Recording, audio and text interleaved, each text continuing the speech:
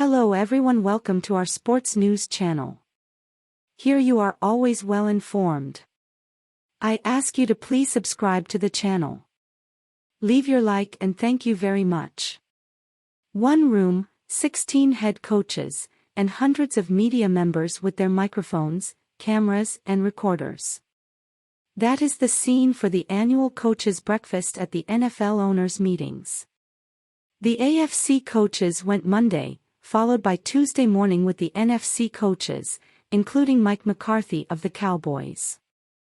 McCarthy answered questions to a dozen reporters asking everything from the release of Ezekiel Elliott, to his play-calling duties, to the newly signed veterans to his working relationship with Dak Prescott. He even fielded a question about his former QB Aaron Rodgers, who remains in the headlines. But here are some quick highlights from McCarthy on Tuesday. Brandon Cooks and Stephon Gilmore are the headlines of the offseason so far for the Cowboys. But more than just what they provide on the field, McCarthy seems overly excited about the leadership they will bring. These are two very high-quality veterans. I think their play clearly speaks for themselves. I think anyone who has followed Brandon and Stephon, from clear football ability and production, you're definitely excited about it. But the type of people they are. You could see it immediately, just when they came in to sign their contracts. The impact they'll make, particularly with our young players. Real excited the way they fit into our locker room. I always continue to emphasize that the locker room is the most important component of the football operations. I feel we have an excellent locker room to build off of, and these guys are a great fit for us, both. On Cooks, who has played for 4 other teams in his career and is one of 2 players, Brandon Marshall, in NFL history to record 1,000-yard seasons for 4 different teams, McCarthy said he's excited about how quickly Cooks has adapted to new teams. I think it definitely shows his versatility. And I think any time you jump from scheme to scheme, I know for me personally, to have the opportunity to coach the last couple of years in a digit system based, that was formed from a digit system, and now being a West Coast offense my whole career, when you learn other systems it just broadens your football education. I think Brandon definitely brings that. With players that have come in the door, McCarthy spoke about the high-profile player who has exited in Ezekiel Elliott. McCarthy said he'll never forget the 2020 offseason, his first year with the Cowboys, when Zeke made a big impression in the meeting rooms. In my time, what I admired about Zeke was going back to the pandemic, when we had our meetings in the Ford Center, Zeke sat in the first seat front row. He's very coachable. Great teammate. He's loved in the locker room. So all those things factored. But I think just like anything, the financial puzzle, you're always trying to put together a ND build and grow your football team. But these decisions are very difficult. Without Zeke in the lineup now, McCarthy said figuring out he will be replaced is going to be an off-season chore.